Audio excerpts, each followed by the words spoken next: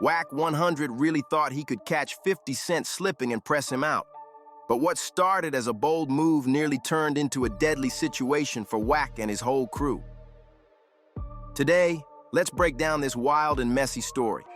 The crazy beef between Wack 100 and 50 Cent. It all kicked off because of the Game. Back then, Wack was managing Game while Game was beefing with 50, and things were getting heated. So when 50 touched down on the West Coast, Wack pulled up deep, bringing a squad with him, thinking he could intimidate 50 Cent. Now, Wack had serious connections in LA. He used to run with Suge Knight back in the Death Row Records days. I get up there, pull in, sure enough, Game, 4, 5 people. Behind Game's Billy, they had a whole street. When Wack first met Game, he was still rocking with Suge, and Game thought things were about to go bad fast. Word is, a group of Wack's people had Game cornered in the street and were seconds away from jumping him while he was in LA. Then Wack showed up to the scene, and the whole block was packed with dudes ready to throw hands. The tension was crazy. At the time, Game was beefing with Suge because he had signed with Dr. Dre, which Suge wasn't feeling at all. Rumor has it, Suge even yanked Game off stage once and slapped him around in front of a crowd. Then on the track, Game Over 2, a rapper named Yuckmouth jumped in the drama and rapped, "Nigga ain't from the hood. Your first album went wood, and every week you getting slapped by Suge. Bitch nigga, come to the bay. Man, them T's gonna spray." Game didn't fire back at Yuckmouth, but he definitely threw shots at Suge on one of his tracks. Game once rapped about a wild story, saying, "My bitch an RA, last but not least, my gangster chick from Compton, always in and out of jail and shit. Tried to burn me, said Snoop stole Chronic from Doc, blew the whole West Coast, even tried to mess with Pac." We came to understanding, they less dispersed. I went and introduced myself to Game, shook his hand, he shook mine, we got on. Everyone in the streets already knew Wack 100 was still tight with Suge Knight back then. So when Wack pulled up to the block where Game was surrounded, Game thought it was the end for him. Then Suga himself rolled up too, and things could have gone bad real quick. But Wack stepped in and made sure it didn't turn into a full-blown war. The crowd eventually backed off, and after everyone cleared out, Wack stayed behind to chop it up with Game. That moment flipped everything, from almost fighting to forming a connection. Fast forward 5 months later, Wack started managing an artist named Stacey Adams and wanted Game to hop on a track with him. At the time, Game's head of security was a dude from Bounty Hunter Watts Bloods, known as 2 T's. Wack already knew 2 T's, so he called him up to set up a meeting. Wack pulled up to the studio, and Game, showing respect, handed him $10,000 straight out of his pocket, then did the feature for free. That's when their bond really started. Wack began managing Game after that, and on one of Stacey Adams' songs, Game even rapped, "That nigga Wack got my number and came through." Game later talked about that same moment, saying, "Now let me tell you the type of shit I do. He walked in the booth while I was spitting, gave me 10,000, couldn't even finish his sentence. I ain't owe him nothing, but real recognized real. Now we like 2 red nose pits. You cross him, you gotta cross me." La Meridian, La Moran or some shit. It's SLS now on La Cienega, right by the Beverly Center. We thought we did. Somebody called us, told he was up there. I got up there. We came in. How deep were you? About 15. From there, Game and Wack got tight. And when the beef between 50 Cent and Game kept heating up, Wack stood right by Game's side. By that point, 50 had already kicked Game out of G Unit and dissed him live on the radio, setting the stage for one of the most explosive rap feuds ever. After that wild shootout in New York, the beef between 50 Cent and the Game only got nastier. They were dissing each other in tracks, interviews, and even in the clubs, shots flying from every direction, both lyrical and real. Everyone already knew 50 was a straight-up survivor. The man came out of South Jamaica, Queens, and lived through getting shot 9 times. But Wack 100 still thought he could pull up and press 50 when he came out to the West Coast.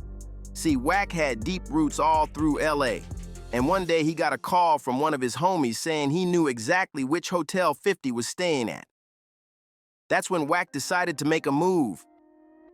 He rolled up with about 15 goons, thinking he was about to catch 50 lacking and check him in front of everybody.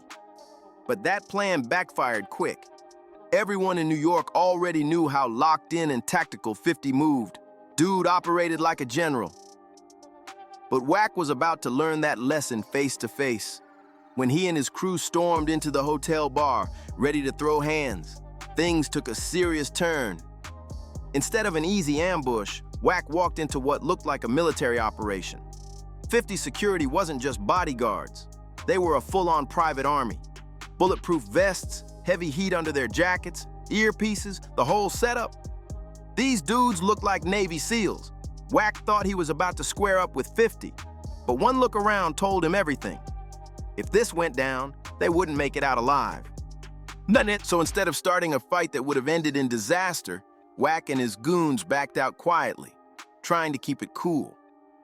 50 just sat there, cool as ice, smiling at him, like he already knew what was up. Wack said he could tell 50 was ready for anything, and if things had gone left, he and his crew would have been done for that night. After that close call, Wack didn't want more smoke. The next time he saw 50, he actually tried to squash the beef between Game and 50. One night, 50 was out partying at a club, and Game tried to pull up, but the club refused to let him in. Since the club already knew about the beef between 50 Cent and Game, they refused to let Game inside. They didn't want any chaos breaking out. That's when Wack 100 stepped in to handle it personally. He went down to the club, found the owner, and convinced him to let Wack in first so he could talk to 50 himself. Once Wack got inside, he chopped it up with 50 and told him straight up that Game wasn't looking for any trouble. He just wanted to talk. Game was trying to get in, and they was like, we can't let you in. Game like, what you mean you can't let me in? Like 50 in there.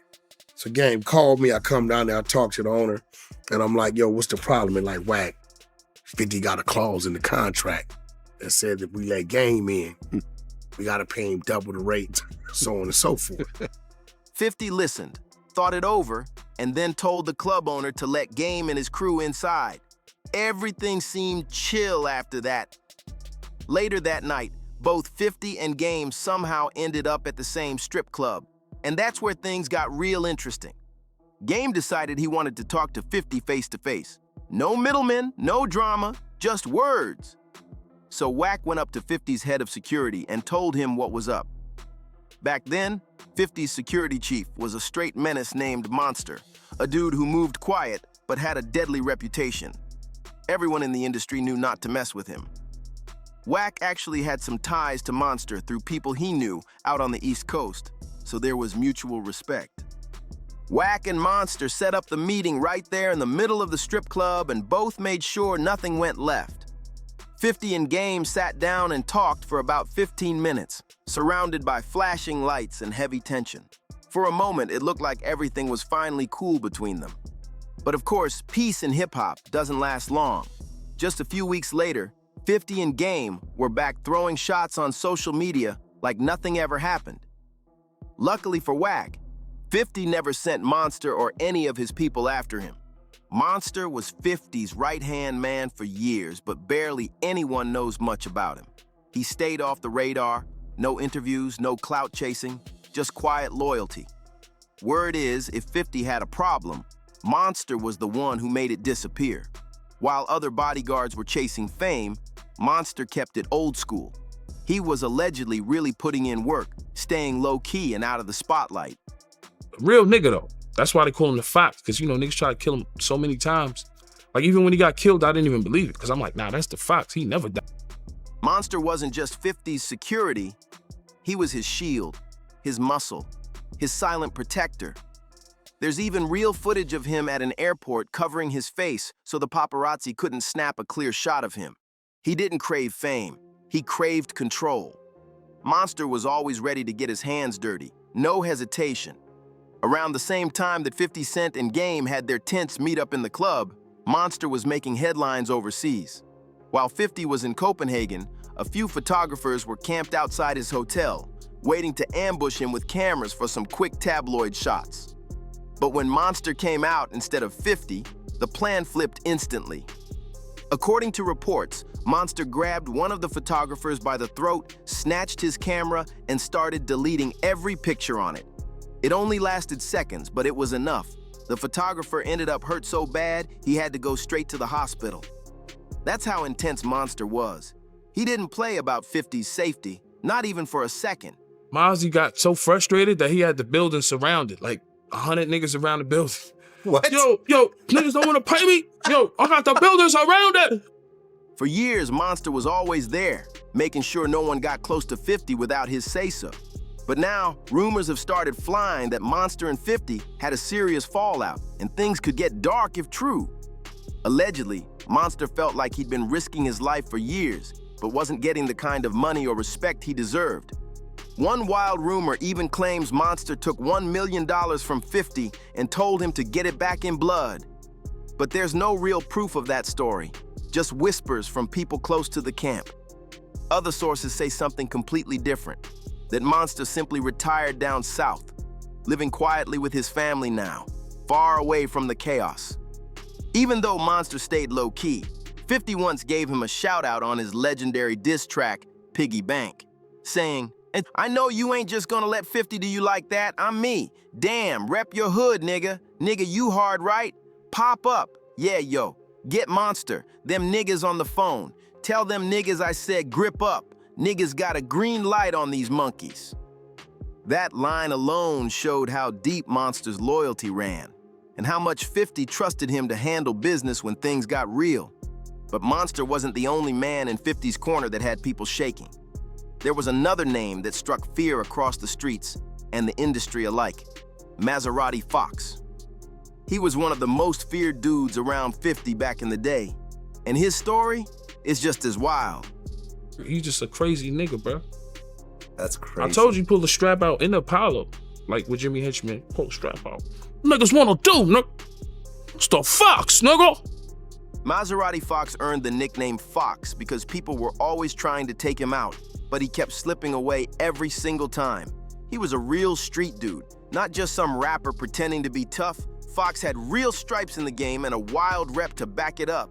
Eventually, 50 Cent and Prodigy tried to help him flip that street energy into music, landing him a $1 million record deal.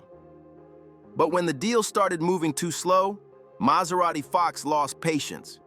He rolled up on the record label building with 100 goons surrounding the place and demanding answers.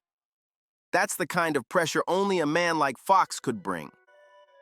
Meanwhile, 50 was in a serious war of his own, his beef with Jimmy Henchman. Henchman was like the Suge Knight of the East Coast, known for pulling strings behind the scenes and having real power in the streets.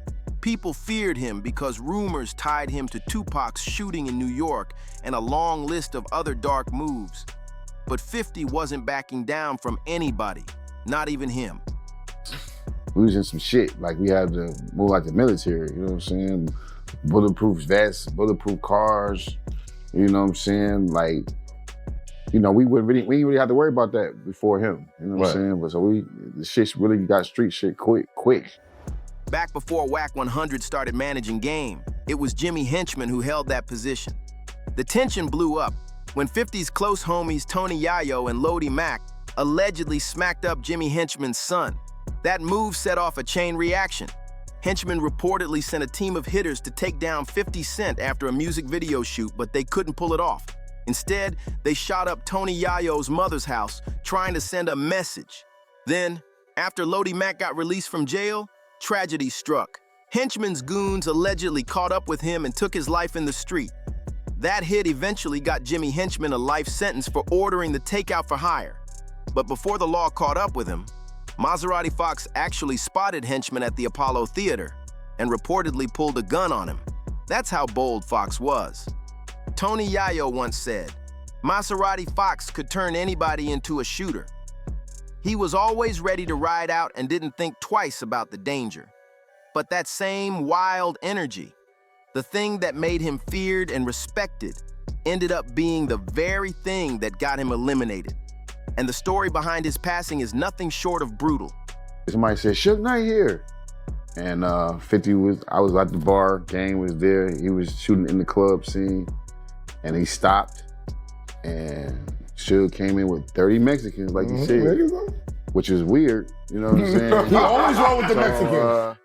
Back in 1998, Maserati Fox and a few of his homies hopped into a taxi and hit the streets. While they were cruising, Fox spotted some dudes he had serious beef with. Without thinking twice, he told the driver to pull over and jumped out, ready to handle business. He got into a heated argument with the guys, and when he came back to the cab, he was furious. He told his crew, "They violated me. That guy dissed me.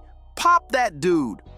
In a split second, everything went left. Maserati and his people jumped out and started shooting, spraying bullets across the block. The chaos was wild, bullets flying everywhere. And in the madness, an innocent man named Curtis Scott got hit in the head and died right there on the street. Curtis's brother, Jamal Scott, heard the gunfire, ran outside and found his brother lying on the ground. It was a moment that changed everything forever. After that, Maserati Fox spent 16 years in and out of prison, surviving shootouts and allegedly being shot at least 5 different times. Even with all the trouble, 50 Cent tried hard to pull him out of the streets and into music, trying to give Fox a second shot at life. But Maserati couldn't leave that lifestyle behind. The streets had too tight a grip on him. In 2014, Maserati had just come home from another bid. He was sitting in a car with some friends, chilling, thinking those old problems were long gone. But what he didn't know was that Jamal Scott, Curtis's brother, had never forgotten what happened all those years ago, and he was allegedly waiting for the right moment to strike. That day, Jamal reportedly walked up to the car and started firing shots through the window. Maserati got hit multiple times, stumbled out of the whip, and tried to get away, but his body gave out. He collapsed right there in the street and died on the spot. 50 Cent was crushed by the news.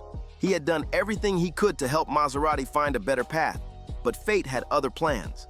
Later, when Maserati's own stepdaughter was shot and taken down while riding a bus in Queens, 50 once again stepped up, paying for a funeral out of his own pocket. It showed that even with all the chaos and betrayal in his world, 50 still had loyalty and heart when it came to the people he cared about. People were always scared of Maserati Fox, because you never knew what he might do next. One minute he'd be cool, the next he'd flip the switch. That unpredictability made him dangerous. But truth be told, most of 50 Cent's crew moved like a real army. Once 50 signed that major deal with Dr. Dre, everything changed. The whole team had to tighten up and start moving smart. Bizarre from D12 even said that when 50 linked up with Dre, they all started wearing bulletproof vests and riding in bulletproof trucks because the tension was real and the threats were non-stop. They weren't just rappers, they were moving like soldiers in enemy territory. And 50? He wasn't scared of anybody, not even when Suge Knight rolled up to one of his video shoots with 30 goons deep trying to intimidate him. The tension between Suge and Dre went way back. Ever since Dre left Death Row and started his own empire, there was bad blood. So when Suge found out Dre had signed 50, he decided to make a statement. According to Bizarre, they were in the middle of shooting the video when someone burst in yelling, "Suge Knight's outside with a crew of Mexicans!" Panic hit the set. People started running, not wanting any part of that. But instead of hiding or backing off, 50 Cent walked straight outside and faced Suge head on. He looked Suge right in the eyes and said, "What's up?" No fear, no backing down, just pure confidence. That moment changed everything. Suge realized 50 wasn't the type he could bully, so he and his entire crew just turned around and left without saying a word. A couple of years later, things got even crazier at the Vibe Awards. Dr. Dre was about to accept a Lifetime Achievement Award when a dude named Jimmy Johnson ran up and swung on Dre. Word on the street was that Suge paid Jimmy $5,000 to do it. But what Suge didn't expect was how fast G-Unit would react. Before security could even jump in, Young Buck, one of 50's artists, pulled a blade and stabbed Jimmy so bad one of his lungs collapsed. The place went from glamorous to chaotic in seconds. From street wars to industry feuds, 50 has gone toe-to-toe with some of the toughest, most feared names in the game. And somehow, he always walks out on top. There's a reason why even guys like Wack 100 think twice before trying to test him. 50's not just a rapper, he's a survivor, a boss, and a legend who earned every scar he's got. If you made it this far, make sure to like, subscribe, share, and drop a comment below. Let us know what you think about 50's wild journey through the streets and the industry. More insane hip-hop stories coming your way soon. Don't miss it.